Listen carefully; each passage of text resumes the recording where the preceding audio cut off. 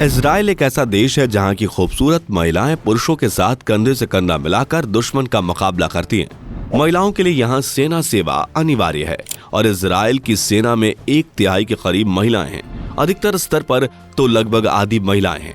लेकिन महिलाओं के इतना मजबूत होने और इतनी ज्यादा संख्या के बाद भी सेना में काम करने वाली 20% महिलाएं उत्पीड़न का शिकार होती हैं। कई बार ऊपर से मजबूत दिखने वाले देश और लोग अंदर से खोखले होते जाते हैं।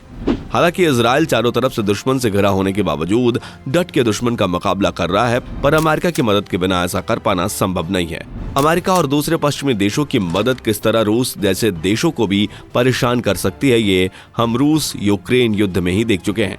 इजराइल एक बार फिर से चर्चा में है और कारण है यहाँ की मजबूत सरकार जो अपने सामने किसी को कुछ नहीं समझती, फिर चाहे वो इजराइल जुडिशरी ही क्यों ना हो। जुडिशियल सिस्टम में सुधार के नाम पर इजराइल जुडिशरी को पूरी तरह से अपने कंट्रोल में लेना चाहता है, लेकिन इस बात को लेकर पूरे इजराइल में विरोध प्रदर्शन तेज हो गए हैं।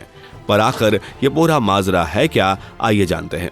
बेंजामिन नेतन्याहू 15 सालों से भी अधिक समय तक इजराइल के प्रधानमंत्री रह चुके हैं और नवंबर 2022 में 5वीं बार फिर से चुने गए हैं। वो सबसे लंबे समय तक इजराइल के प्रधानमंत्री के पद पर रहने वाले नेता भी हैं, लेकिन इतने सालों में कभी भी उन्हें इस तरह के विरोध का सामना नहीं करना पड़ा जैसा इस बार करना पड़ रहा है।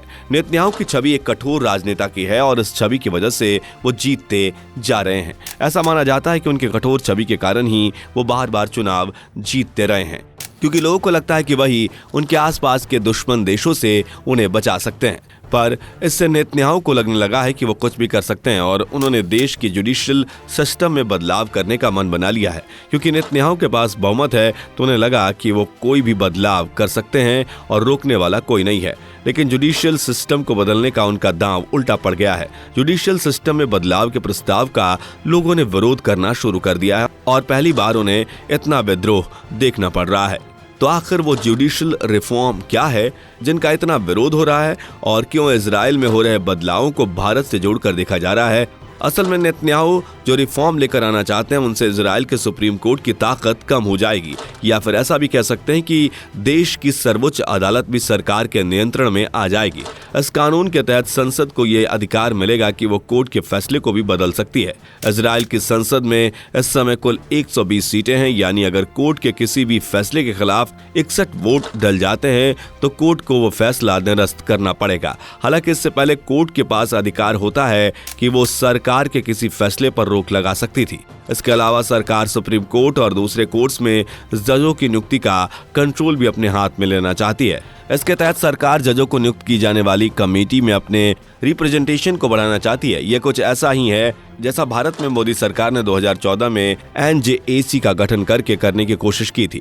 एक और बदलाव जो इजराइल की सरकार करना चाहती है वो ये है कि अब तक वहां सरकार के हर मंत्रालय में कानूनी सलाहकार नियुक्त किए जाते हैं, जिनकी सलाह मंत्रियों को माननी होती है। ये सलाहकार इजराइल के अटॉर्नी जनरल के आदेश के अनुसार काम करते हैं, लेकिन नेतन्याहू चाहते हैं कि मंत्री सलाहकारों की सलाह मानने को बाध्य ना हो। सुधारों के नाम पर एक कानून लागू किया जा चुका है जिसके अनुसार अटॉर्नी जनरल से यह अधिकार छीन लिया गया है कि वो प्रधानमंत्री को अयोग्य साबित कर सकते थे। ऐसा इसलिए किया गया क्योंकि माना जा रहा है कि अटॉर्नी जनरल नेतन्याहू पर चल रहे ट्रायल और इन कानूनों की वजह से उन्हें अयोग्य साबित करने वाले थे और ये मुद्दा सुप्रीम कोर्ट के सामने था।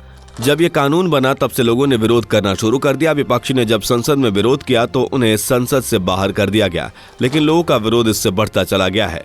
सरकार का विरोध करने वालों में बड़ी संख्या में वो लोग शामिल हैं जो इजराइल की आर्मी के लिए रिजर्व फोर्स का काम करते हैं।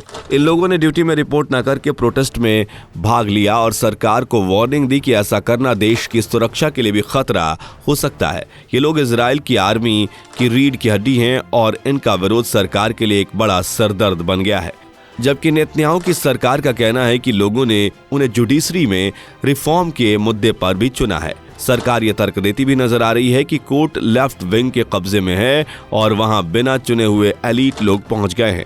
नेतन्याहू ये तर्क भी देते नजर आए हैं कि अमेरिका जैसे देश में भी फेडरल जजों की नियुक्ति को पॉलिटिशियंस कंट्रोल करते हैं। ये लोग इन कानूनों के पक्ष में हैं। वो ये भी कहते हैं कि लोगों ने उन्हें चुनकर भेजा है, लेकिन कोर्ट उनके फैसले पर रोक लगा देता है। सरकार जुडिशरी में सुधार के नाम पर उसे पूरी तरह से अपने कब्जे में लेना चाहती है, लेकिन इजराइल के लोग और विपक्ष सरकार का पुरजोर विरोध कर रहे हैं। लोगों का कहना है कि सरकार जुडिशरी को कमजोर करके लोकतंत्र की जड़ों को कमजोर कर रही है।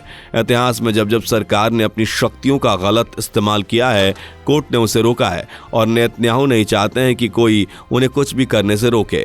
साथ ही लोगों का मानना है कि नेतन्याहू पर जो करप्शन का केस चल रहा है, उसी वजह से वो ऐसा करना चाहते हैं।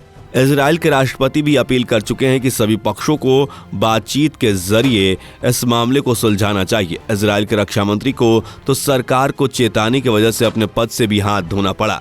रक्षा मंत्री ने कहा था कि डिफेंस फोर्सेज में इन रिफॉर्म्स की वजह से गुस्सा है, जिससे देश की सुरक्षा को भी खतरा हो सकता है। इजराइल की ट्रेड यूनियंस ने एयरपोर्ट और बंदरगाहों पर काम ठप करवा दिया और विदेशों में इजरायली दूतावास के लोगों को भी काम छोड़ने को कहा है, जिसका असर भी देखने को मिला है और भारत में इजरायली दूतावास का भी ऑफिस बंद रहा। विपक्ष कह रहा है कि लोकतंत्र पर वो किसी भी तरह के समझौते को तैयार नहीं है और अगर ये कानून पास हो गया तो हम तानाशाही की ओर बढ़ जाएंगे। हालांकि नेतन्याहू के पार्टी के कुछ नेता भी इन रिफॉर्म्स का विरोध कर रहे हैं। चारों तरफ से पड़ने वाले इस दबाव ने नेतन्याहू को इन कानूनों को कुछ समय तक रोकने के लिए बाध्य कर दिया है। नेतन्याहू का कहना है कि वो अगले सत्र में बातचीत के जरिए यह कानून लाएंगे।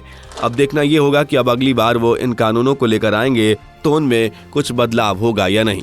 ऐसा नहीं है कि जुडिशियल रिफॉर्म की बात सिर्फ इजराइल में ही हो रही है, बल्कि भारत में भी इनकी बात बहुत समय से हो रही है और इसे लेकर सरकार और जजों के बीच नोकझोंक चल रही है। सरकार कोलिजियम सिस्टम को बदलना चाहती है और चाहती है कि जजों की नियुक्ति में सरकार का रिप्रेजेंटेशन भी हो, क्योंकि अभी तक कोलिजियम में सरकार का कोई दखल नहीं है। कोलिजियम सुप्रीम कोर्ट के चीफ जस्टिस और 4 सीनियर जजों का ग्रुप है, यानी 5 जज मिलकर तय करते हैं कि सुप्रीम कोर्ट में कौन जज होगा। उनका ये फैसला सीनियरिटी और अनुभव के आधार पर होता है। इसके अलावा हाई कोर्ट में भी जजों की नियुक्ति कोलिजियम की सलाह से होती है, जिसमें सुप्रीम कोर्ट के चीफ जस्टिस, हाई कोर्ट के चीफ जस्टिस और राज्य के राज्यपाल शामिल होते हैं। इस पूरे प्रोसेस में सरकार का रोल ना के बराबर होता है। कोलिजियम नाम तय करके कानून मंत्री के पास भेजते हैं, जिन्हें आगे प्रधानमंत्री को भेज दिया जाता है, जिसके बाद वो राष्ट्रपति को इसकी सिफारिश भेज देते हैं। हाई कोर्ट जजों के लिए भी कुछ ऐसा ही होता है। कोलिजियम के फैसले को मुख्यमंत्री को भेजा जाता है, जो इसे राज्यपाल को भेज देते हैं। हालांकि जुडिशियल सिस्टम में सुधार की बात पहले से चलती आ रही है, लेकिन 2014 के बाद सरकार इसके लिए नेशनल जुडिशियल अपॉइंटमेंट कमीशन यानी कि NJAC लेकर आई। संविधान में किए गए इस 99वें संशोधन के अनुसार जब जजों की नियुक्ति कमीशन के 6 सदस्यों को करनी थी, जिसमें चीफ जस्टिस, कानून मंत्री, सुप्रीम कोर्ट के 2 सीनियर जज और 2 एक्सपर्ट्स को इस कमेटी का सदस्य बनाया जाना था। जो 2 एक्सपर्ट्स इस कमेटी में शामिल किए जाने थे, उनका चयन प्रधानमंत्री, चीफ जस्टिस और नेता प्रतिपक्ष को करना था। लेकिन इन सबसे बड़ा भी एक संशोधन उस समय किया गया, जिसमें केंद्र सरकार ने संसद को यह अधिकार दे दिया कि वो सुप्रीम कोर्ट और हाई कोर्ट्स के जजों की नियुक्ति से जुड़े नए नियम बना सकती है और उनमें फेरबदल भी कर सकती है। संविधान में यह संशोधन कोर्ट की ताकत को बिल्कुल खत्म ही कर देता और सरकार का नियंत्रण सुप्रीम कोर्ट पर भी हो जाता। लेकिन 2015 में सुप्रीम कोर्ट ने इसे संविधान के मूलभूत ढांचे से छेड़छाड़ बताकर रद्द कर दिया। तब से लेकर अब तक कई बार सरकार के मंत्रियों द्वारा कोलिजियम को लेकर टिप्पणियां की जाती रही हैं। कई बार सरकार कोलिजियम की सिफारिशों को लागू करने में देरी भी कर चुकी है, जिससे कोलिजियम और सरकार के बीच टकराव जैसी परिस्थितियां भी उत्पन्न हो चुकी हैं। कोलिजियम को लेकर चीफ जस्टिस DY चंद्रचूड़ कह चुके हैं, कोलिजियम परफेक्ट सिस्टम नहीं है, लेकिन यह बेहतरीन सिस्टम है। कोलिजियम का उद्देश्य न्यायपालिका की स्वतंत्रता को बचाए रखना है। बहुत से लोग मानते हैं कि कोलिजियम में पारदर्शिता आनी चाहिए, लेकिन न्यायपालिका को स्वतंत्र रखना उससे भी कहीं ज्यादा महत्वपूर्ण है। इस बारे में आपकी क्या राय है, नीचे कमेंट में जरूर बताएं।